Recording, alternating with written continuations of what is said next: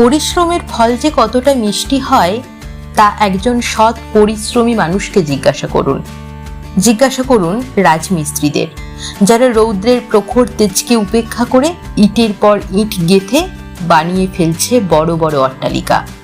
জিজ্ঞাসা করুন কৃষকদের, শীত গ্রীষ্ম বর্ষায় কঠোর পরিশ্রমের ফলে তৈরি করা ফসলের আনন্দের সীমা ঠিক কতটা। জিজ্ঞাসা করুন ওইসব শ্রমিকদের, যারা মাথার ঘাম পায়ে ফেলে অবিরত পরিশ্রম করে চলেছে। তারাই জানে শ্রমের আনন্দ ঠিক কতটা। পরিশ্রম শব্দটার মধ্যে কঠিন বিষয় লুকিয়ে থাকলেও এটা আনে মনে প্রাণে অসম্ভব শান্তি। পৃথিবীতে সবচেয়ে শান্তির বিষয় কি জানেন? ঘুম, যা একজন পরিশ্রমী মানুষই এর অধিকারী।